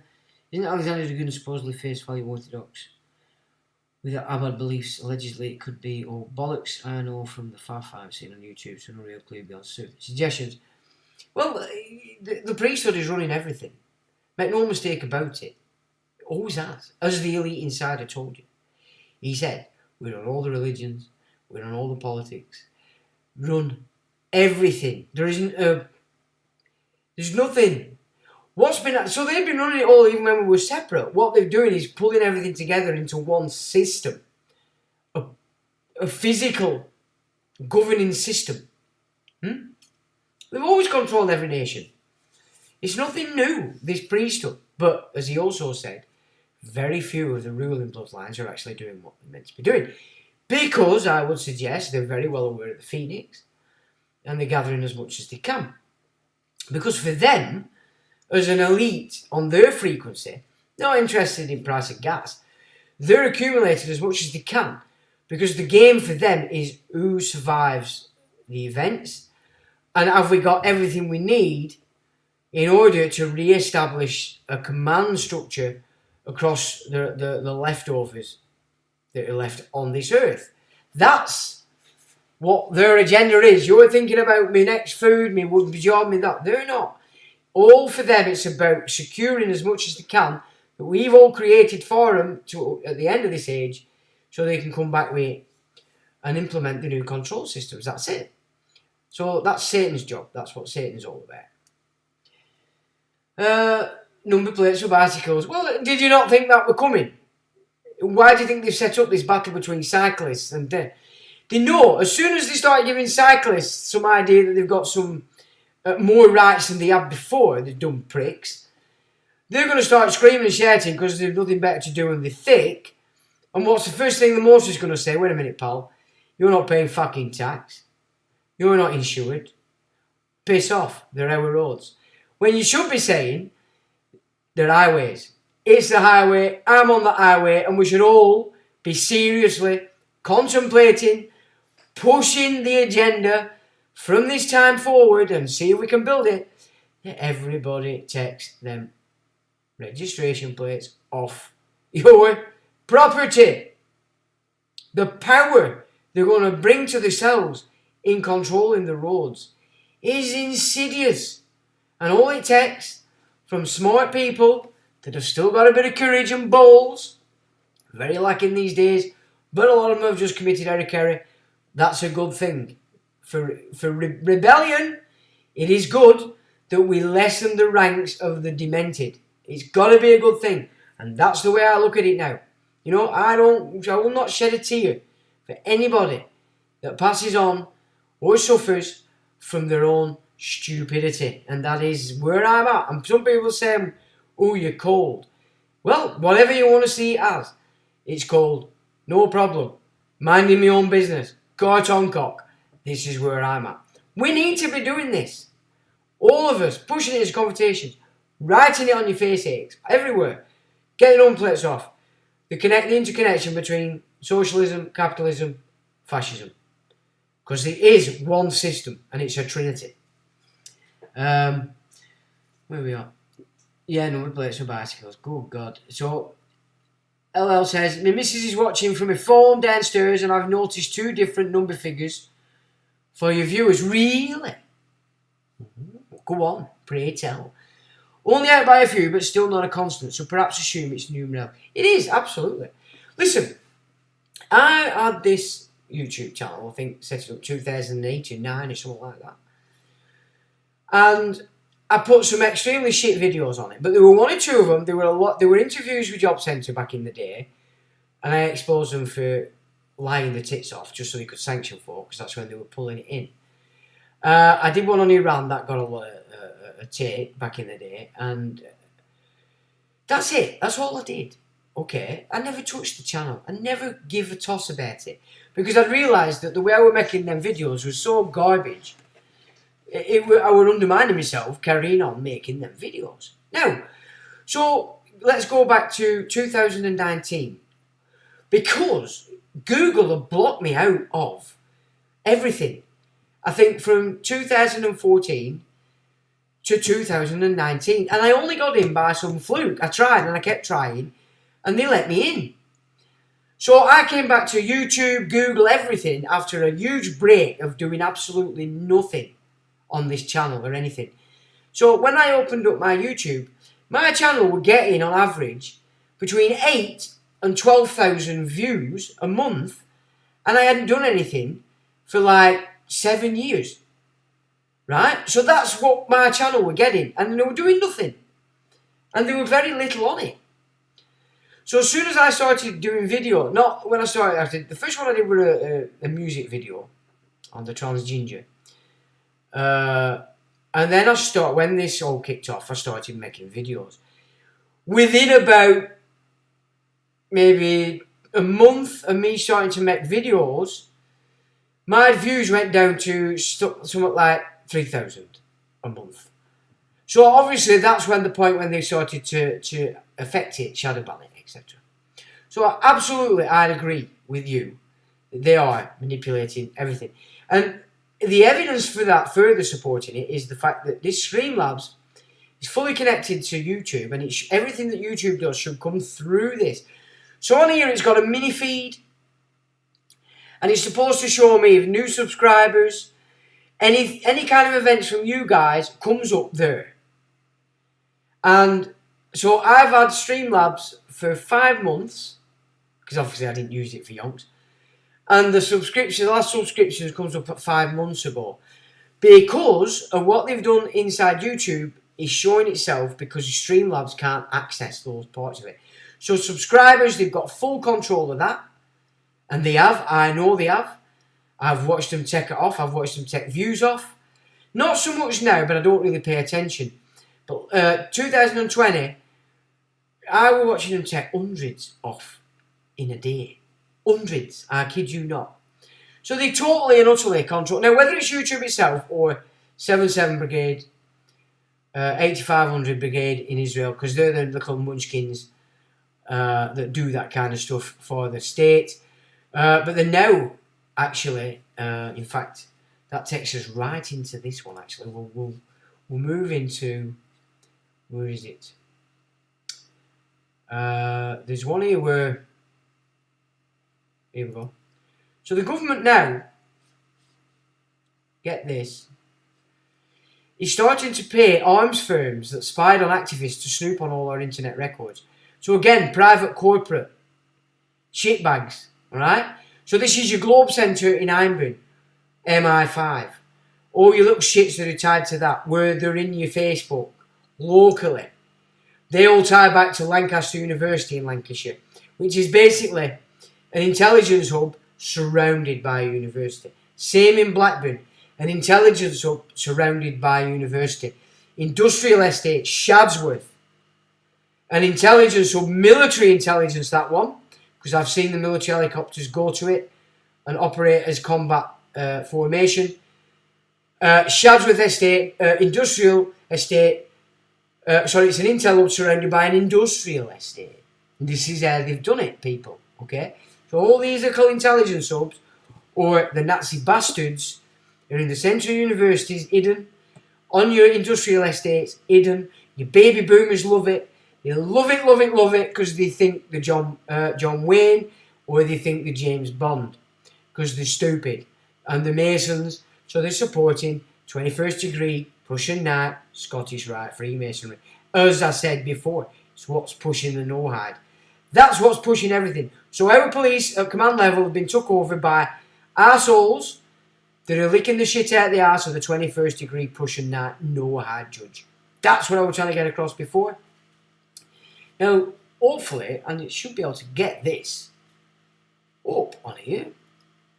It's come up on there, and it's not transitioning. How strange is that? Why is it not transitioning? So if I go there, hit that, we don't want to look at that. I think I change it to something else, and I go back. Here we go. So that is now in, and it should transition. It's transitioned. Excellent. Right. So, this is interesting. It says government pays arms firm that spied on activists to snoop on all our internet records.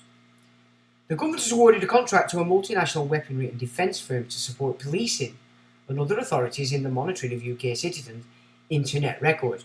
So this is your police and crime commissioners. Right? And this again is Canary. Very left-wing, as I've said, but when they put a report together, it's proper, it's dynamite, and they're not pissing about. So I do like them, they're good. It says, but the company concerned is no stranger to mass surveillance. Moreover, private companies have been aiding state surveillance for years, not forgetting, too, the widespread surveillance that conducted by multi-government agencies. BAE contract!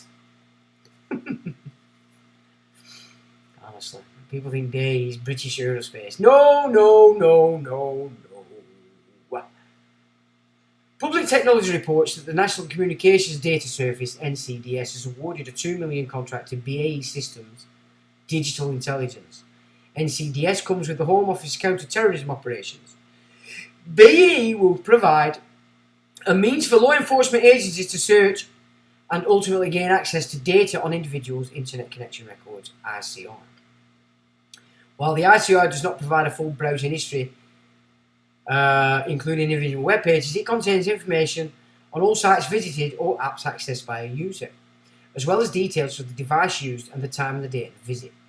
A user's IP address and their customer account information with the telecoms provider in question is also embedded in the records.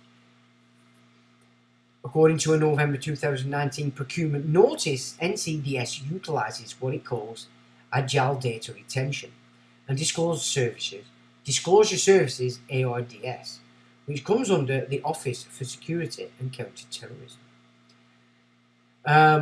The ability to identify and locate subjects of interest and determine what, how and when they are communicating through the acquisition and exploitation of CD, communication data, and intercepted data. So when you watch these towers going up, this is what it is. Now listen, if you get together as a community, instead of hating each other like little fascist Nazis with baby boomers grassing on everybody, and work together, you can get these towers taken down. You can get these towers taken down. And you can use these human rights covenants. Get it in your minds how powerful those human rights covenants are if we use them correctly. The procurement notice adds that ARDS has obligations under the Investigatory Powers Act 2016 obligations, aka Snoopers Charter, and the Communications Data Code of Practice, whilst the telecommunications operators have obligations that are mandated via the Data Retention Notice, Investigatory Powers Act and the IPA Code of Practice. Now we can use these human rights covenants against and sue the shit out of these telecommunications operators if we get it together. Yeah? In May 2022, Public Technology reported that a filtering tool to enable policing authorities to search for information will be migrated into a data center storage provided to NCDS by Amazon Web Service. We've got full-blown fascist bastard Nazis all over our nation. And just because they're white English doesn't mean shit. You shouldn't be looking at these people like this. You're to look at them as they are. Even if it's grandma's best mate. Even if it's grandma. You know what I'm saying? However, BAE also has its own track record of spying on campaigners and activists. In May 2021, the Canary reported how freelancer Paul Mercer was exposed in 2007 for his ops on a campaign against arms trade, CAT. His contact was via private surveillance firm Global Open, GO. Mercer also worked as a security consultant for Lignard Dukes Associates, which was financed by BAE to provide information on threats. Remember, this isn't threats to nation, this is threats to the corporate system, the fascist. This is what so when I said you've got fascist, this is what it looks like. This is it in real time. Yeah? On person. Remember this. Canary editor Emily Apple was a close friend of Hobbin. She commented, Martin was one of my closest friends for years. He was even supposed to be my son's secular godfather. All the time he was spying for BAE. The lengths BAE was prepared to go to spy on anti-arms trade campaigners is staggering. The fact the government is now prepared to award it massive surveillance contracts is both mind-blowing and deeply concerning.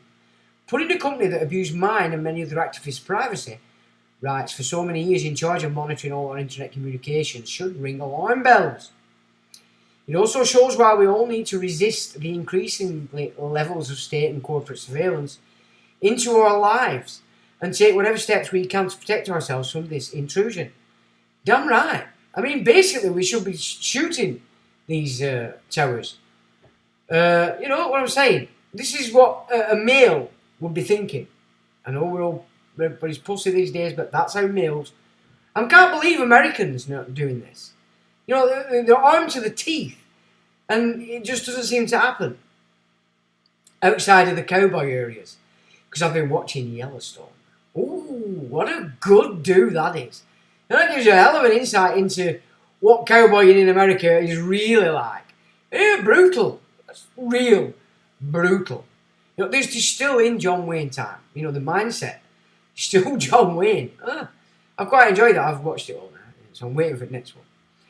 The NCDS contract isn't only the government's surveillance work undertaken by BAE, according to a CAT report, a very British problem.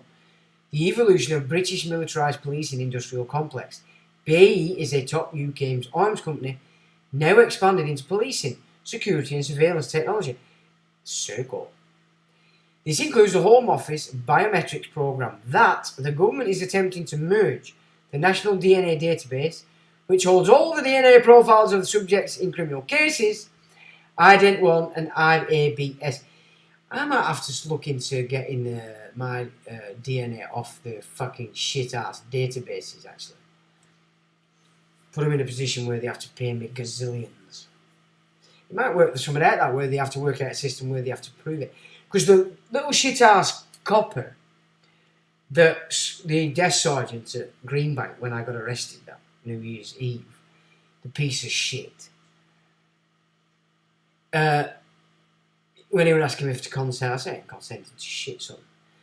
We can use phone. We can use phone because we're bullies. He's giving it. And he said, we don't need your DNA. We've already got it, like that with a little laugh. And I just thought to myself, you know, in real terms, mate, I should just blow your fucking head off. You cheeky piece of fucking Nazi shit. And I'm sorry I'm swearing, but I'm just remembering how angry I were in that police station. But obviously you've got to keep your calm. But in real terms, that guy should have got his head beaten within an inch of his life.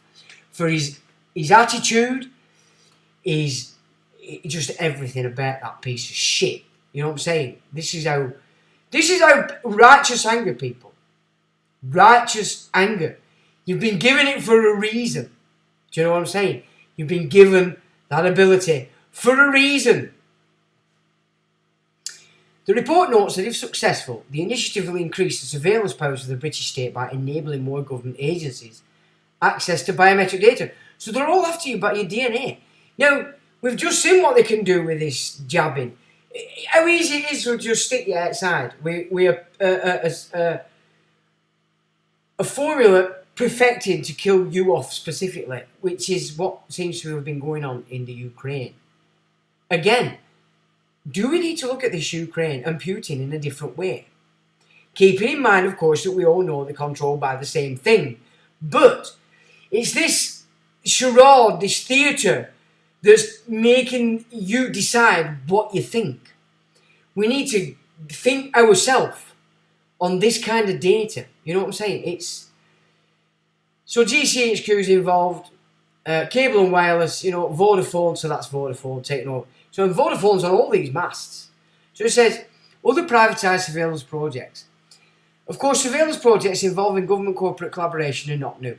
For example, in November 2014, Channel 4 News found evidence that GCHQ was working closely with cable and wireless, subsequently taken over by Vodafone, on monitoring internet traffic. This was done via GCHQ's Mastering the Internet project. Yeah? Other telecoms firms, including BT, have partnered with GCHQ via the Tempora system, which stores the collected data in a buffer to enable retrospective analysis. You know what I'm saying? The Investigative Powers Commissioner's Office, IPCO, provides examples of surveillance covered by the IPA. These powers ensure the UK is among the most surveilled countries in the world. All these towers that they're putting up, that's Vodafone. BT have now slapped the logo on Globe Centre, which the top two floors are MI5. Anybody you know going in and out of them are working for this fascist system. So fascism is the game now. Socialism did its job, pulled all your private enterprise to the state, or at least your infrastructure. Capitalism just nicked it, incorporated it, and handed it over to the bankers. Fascism is now the game. Fascism is the game. It doesn't matter who gets in power, left or right, they're going to be pushing this fascist system, because without this fascist implementation, they're screwed. So it doesn't matter if it's Trump, it doesn't matter if it's Boris, Truss, Starmer, a monkey, a bat, a fruit bat. It doesn't matter who you vote in now in the West. The only game on the table, the only show on the road, is fascism. Get it in your head. Understand that that's what they're doing, because that's exactly where they're at. What else did we have to have a look at? We're getting quite late. We've gone on quite a while. Now, well, I'll tell you what. I've been meaning to do this for quite a few weeks and never actually got around to it. But it's interesting. Well, it's not transitioning again. All right. Well, I think I'm starting to crack it off how I do it. So if that's the case, it's just shift it over, come back, it comes up. There we go. Done. Transition. Yes, we're cracking it off now. Let me just see if I can expand it a bit for you, so you can see it. No, it's not letting me. It's not letting me. I can't expand it any different for you, chaps. I'm sorry if you can't read it. But so Albert Speer was an architect that pretty much run the munitions, basically the IG Farben project, which was the Third Reich's munitions. So this guy was a powerful guy. He got jailed for 20 years after the Nuremberg, and basically started to class himself as the good Nazi. Okay, didn't really get anywhere with it, but now this was his final statement, and he said, Albert Speer as the defendant. Mr. President, may it please the tribunal, Hitler and the collapse of the system have brought a time of tremendous suffering upon the German people. The useless continuation of this war and the unnecessary destruction make the work of reconstruction more difficult. Privation and misery have come to the German people. After this trial, the German people will despise and condemn Hitler as the proven author of his misfortune. But the world will learn from these happenings not only to hate dictatorship as a form of government, but to fear it. Hitler's dictatorship differed in one fundamental point from all its predecessors in history. It was the first dictatorship in the present period of modern technical development. A dictatorship which made complete use of all the technical means in a perfect manner for the domination of its own nation. Through technical devices such as radio and loudspeaker, 80 million people were deprived of independent thought. It was thereby possible to subject them to the will of one man. The telephone, teletype and radio made it possible, for instance, for orders from the highest sources to be transmitted directly to the lowest ranking units, where because of high authority, they were carried out without criticism.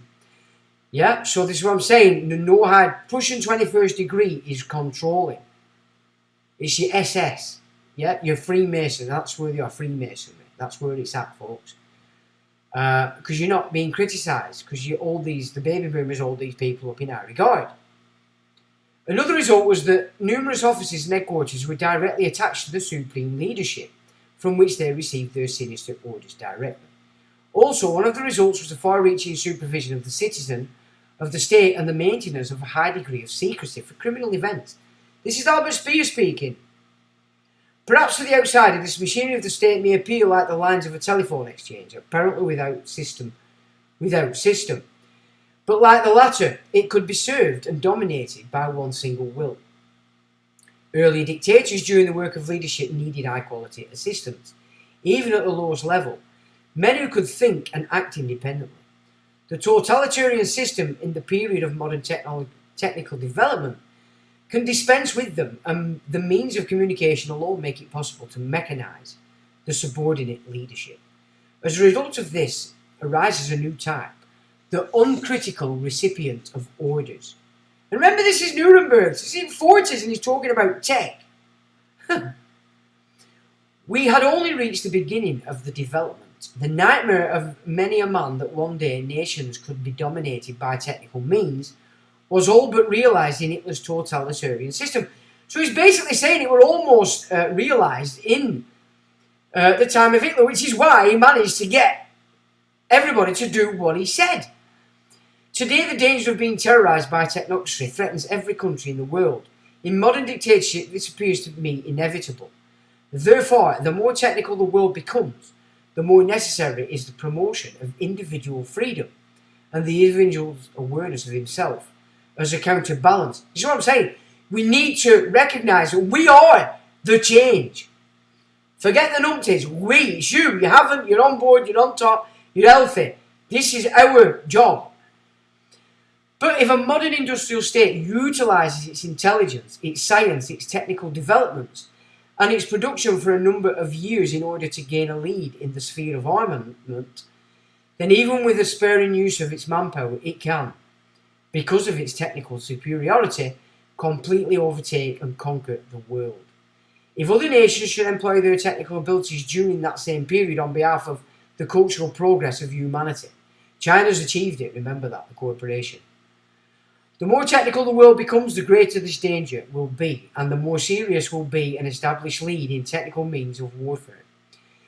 This war ended the remote-controlled rockets, aircraft travelling at speed. This war ended with remote-controlled rockets, aircraft travelling at speed of sound, new types of submarines, torpedoes which find their own target, with atom bombs, with the prospect of a horrible kind of chemical warfare. Of necessity, the next war will be overshadowed by these new destructive inventions of the human mind.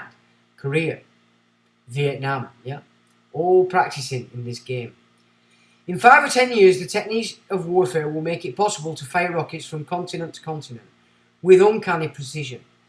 By atomic power, it can destroy 1 million people at the centre of New York in a matter of seconds, with a rocket operated perhaps by only 10 men, invisible, without previous warning, faster than sound, by day and by night.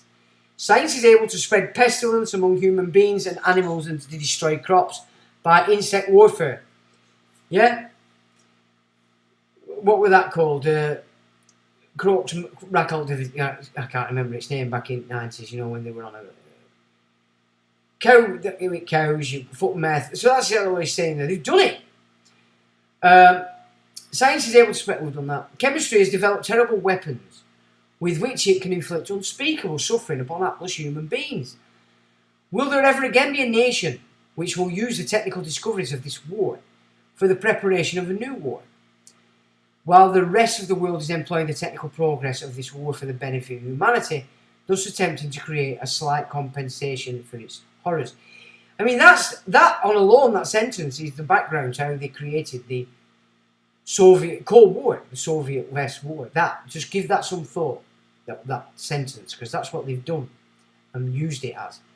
As a former minister of a highly developed armament system, it is my last duty to say the following. A new large-scale war will end with the destruction of human culture and civilization. Nothing can prevent unconfined engineering and science from completing the work of destroying human beings, which it has begun in so dreadful a way in this war, Second World War. Therefore, this trial must contribute towards preventing such degenerate wars in the future and towards establishing rules whereby human beings can live together. So these are these covenants that they set up that we're talking about, okay? Based on this guy's, what he's saying. So that's why we need to use them. He's tied into this. Of what importance is my own fate, after everything that has happened in comparison with this high goal? During the past centuries, the German people have contributed much towards the creation of human civilization, and they did. Often they have made these contributions in times when they were just as powerful and helpless as they are today. Worthwhile human beings will not let themselves be driven to despair. They will create new and lasting values, and under the tremendous pressure brought to bear by everyone today, these new works will be of particular greatness. But if the German people create the new cultural values in the unavoidable times of their poverty and weakness, and at the same time in the period of their reconstruction, then they will have in what way made the most valuable contribution to world events which they could make in their position. It is not the battles of war alone which shape the history of humanity, but also, in a higher sense, the cultural achievements which one day will become the common property of all humanity. A nation which believes in its future will never perish. Yeah, and that's exactly what they've done. You've got you all on guilt.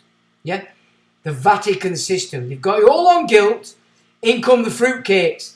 Like Black Lives Matter. Like that little prick from London we looked at the other week, laying it out. My nation. May God protect Germany and the culture of the West. And that's Albert Speer.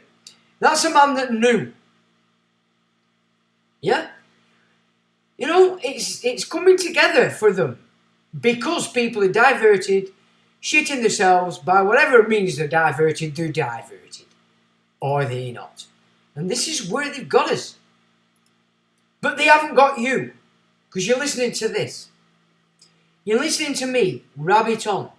Not because you like me, but because you know what I'm talking about is real and it makes sense. That's why you listen. You sit here and listen to me for nearly 2 hours, rabbiting on. You know, you do it for that reason. You can see it. We need to push this kind of stuff because this is where it needs to be built. Now, hey up. Here we go. Let's have a look at you guys. You can pay for subs if you have money. Snowden bought them and well, you can pay for subs. No, I would never do that. I'm not interested in just. I don't care how many people watch. Don't get me wrong. If other people subscribe, it makes you feel, hey, some people like me, what I'm doing. I'm doing something right. But ultimately, I don't give a shit. I couldn't care less. If you guys are watching this, you're listening and taking it on and grasping what I'm saying, that's enough. I mean, that says 30. A classroom has 30 people. Right, well, a classroom of 30 people can learn. Can't they? You don't have to have 50,000. I mean, you look at Jason's Archaics, it's gone ballistic. You look at his chat, they're talking absolute shit. They're talking absolute shite. So what do you want that for? It's far better having a chat like this, where we can actually, all of us, if we so choose, read what everybody that chooses to comment wants to say and add as an input to this Sunday night shindig. And I'm happy with that. I don't care. It really doesn't matter to me at all. I mean, of course, I am in the background trying to move everything so we can pull things together and start moving with all this law stuff that we've put together, that I put together, my colleagues are putting together, etc. But I just keep moving because I'm paddling water, because the universe hasn't spoken yet and given me the capacity to actually start to do that. It hasn't. And it might never do. And so be it. I'm not asked either. It doesn't matter to me one way or another. I'm just focusing to my timeline. And I'm not caring about anybody else's. And anybody that wants to jump on because they can see the value and add to it in any way, shape or form, that's good. Let me just put this to you. Don't send anything to YouTube, money-wise or anything ever. I haven't drawn a penny from YouTube since I am monetized back in the day. I have not had 1 penny from YouTube. Okay? I can't get it. They won't give it me. And I'm not bothered. But nobody ever send anything to me via YouTube. So that's just a caution. Because I haven't had a penny off YouTube. I haven't earned a penny of any of these videos. Just so you know. But for a time, they wouldn't let me not monetize them. So keep that in mind as well. Right, what's your sensibilities? Chatting right, that's fine. Talking of estates, White Hart Lane industrial estate close to footy ground has a load of warehouses that appear recent, windowless, with small green paint. Listen, they're bringing in foreign troops, mercenaries, right? Filling it up. They're going to get rid of our military. Our police can't cope. You're going to be facing bastards. Bastards that want to kill you. Bastards that the state has given licence to. Fuck you, beat you, shoot you, do what they want. If you're a male out there, you better start seeing that, okay? If you've got something about you, you better start looking at it like that. Are you with me? Are you with me? Because these bastards that are going to come knocking at your door in a bit, pretending to be TV licence, pretending to be bailiff, or be nothing of the sort. They'll be pretending to be police. These are fucking shit-ass mercenaries, licensed to kill you. Licensed to suicide you. And it's there already, they're already there. They're there. I've seen some of these armed coppers. You know what I'm saying? And I have these, I just want and says, yeah, you get that out, pal, I'll stick it up your ass. Do you know what I'm saying? That's their cross. That's the righteous anger that's brought to bear inside of me when I see these people. Of course, I never present it, I don't want anybody to see it. But that's the righteous anger that's enraging in me when I see what's going on. And I don't like it. And you shouldn't like it either.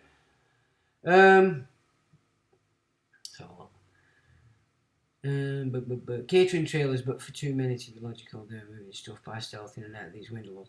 Yeah, well, I were almost last time. The stuff that were going on at night, you won't believe. It's quite. You want to start. Just if you've got that to do, just put yourself up somewhere and watch. Just watch what's going on when you're not watching. Yeah. All part of education. You need the people to like them and make them follow fake information and let them. Yeah, well, that's the baby boomer generation, completely secret society, obedient, Scottish Rite, and they think we're English. You dumb pricks! Scottish Rite is Scottish. It's not English. Now, I'm not against Scottish here. I'm talking about it were implemented in Scotland. It's a different version of the Freemasonry that was set up on the British Isles. It's Venetian. That's what it is. The Scottish Rite. It's the Scottish Rite that gave you speculative masonry. Not the York Rite. The York Rite's been bummed. Bummed stupid by the Templars. Way back. Right then, as I promised, we have some prophecies. Now then, Mr. Prophecy. Oh, you reunion? Yeah, I'll be definitely going to that, my old China. Oh, yeah. I went to the last one, and it were excellent. I enjoyed it. So, yeah, I'll be going to that. Definitely. December, that's not that far off, really, is it? Right, we have some prophecies. We have a prophet amongst us. So, let's have a little look at what is being prophesized, okay, for the immediate future. So, number one, Trump will be re-elected. Oh, will he indeed? Boris will be re-elected. Ooh! And there's going to be a plane incident of some description. This heat wave is being suggested is the result of HARP. Well, I'm not so sure. I think we're giving this technology a little bit too much power. Because I do go with this new sun, new age, everything. So we'll get the... You see, where I'm seeing it, right? The phoenix, spiritual, comes every 4 times in an age. Yeah, so certain ones who have been born into this mix. See, I've done my past lives, and it's very interesting. It's very interesting because the past lives that were presented to me, now I've got this data. It's all in this 558 period. How about that? Right? So, we're all at different parts. Some of you are going to die and you're going to be reborn straight away. Almost. Some, you know, you're at a level that you don't have to come back until. And I felt that, you know, my life has been to rid myself of this place so that this time is the final. And then you can see that you get this spiritual phoenix and then you get the phoenix where it becomes. So, you know, and I really am seeing that is. So if we're getting a new sun in readiness for this heat wave might not just be art. They might be exacerbating it for sure. Because I've studied art and I know what it's capable of. World Cup issue. Okay. It'll be a bird wins it. A bird will come in as attack position for Puff the boys and slam it. That's just me being funny. Ronnie O'Sullivan. Something about Ronnie O'Sullivan there. That's the old snooker boy. Stock market, yeah, I think you need to be a prophet to get an insight to that. Housing market is going to collapse. It's already showing signs. Now, all you buy-to-letters, you're going to be fucked. All you landlords, if you're on mortgages, you're going to be fucked. If you've watched old telly and got excited about them, do your bathroom, decorate your house, spend your money on your house, get a remortgage, get your equity out, you're going to be fucked. Do you know why? Because the television has taught you how to behave. So it's your own fault. Snow on the 19th to the 26th of March. It's not unusual that, mucker. Summer 23rd of April. Well, it's St. George's Day. And that's the Phoenix. That's spiritual. That's it. That's the decider. That is the decider, yeah? 23rd of April. Remember that next year. Queen, yeah, I think she's going to abdicate. She doesn't get knocked off. She hasn't already been knocked off. Now, I'm still not sure whether they're going to bypass Charles and put the little shit in, or they're going to put Charles in so that the return of the king and all these new powers that he's knit, because the baby boomers have given him, and the offspring of the baby boomers that followed the baby boomers, blah, blah, blah. And then in comes the little shit, and it's fact.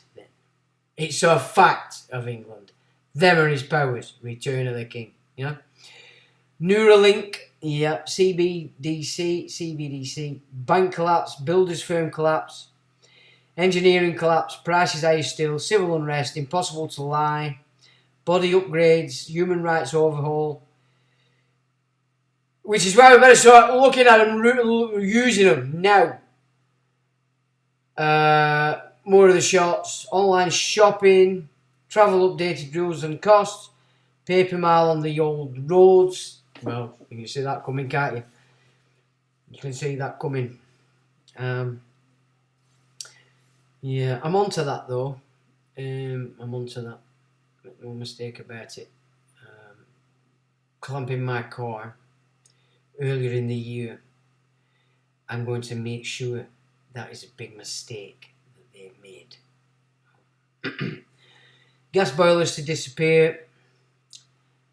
Interested in it how all the housing associations were contracted in taking him into trust that they had to upgrade the properties. Every single one of them downgraded the properties, breached contract. I want them properties back. They won't give me. I've been battling for that for a long time, but I've stopped for a long time as well.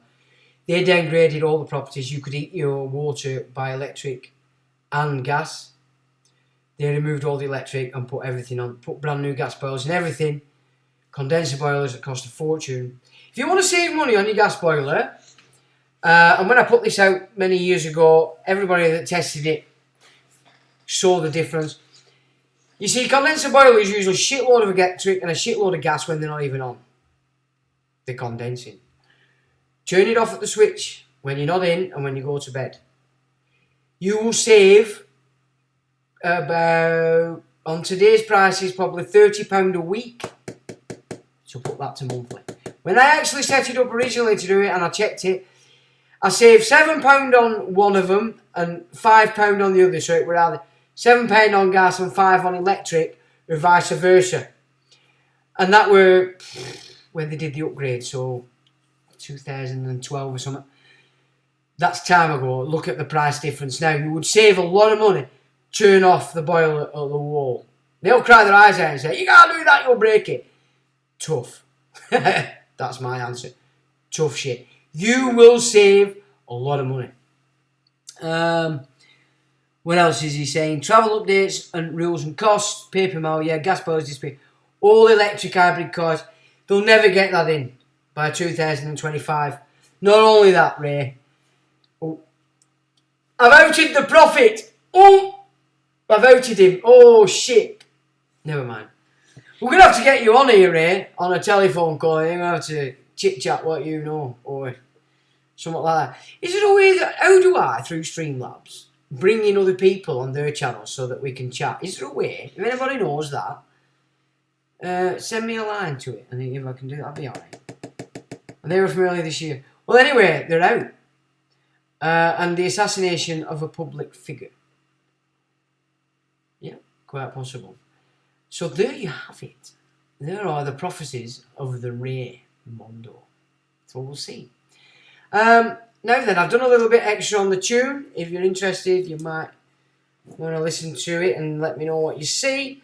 You think there's a couple of parts in it when I listened to it earlier, I'm not keen on them staying in. However, they are quite. Seems to be working all right. You'll visit. You will visit, my friend. Yeah, now that you've had your brain transplants, especially. Why are all my mates from school having brain transplants? Mick Clitheroe's had one, and he's now got a ponytail. And he dresses like a girl. I don't know what's going on. Everybody's having brain transplants, except me. So, ladies and gentlemen, with that, I'm going to say, till the next time.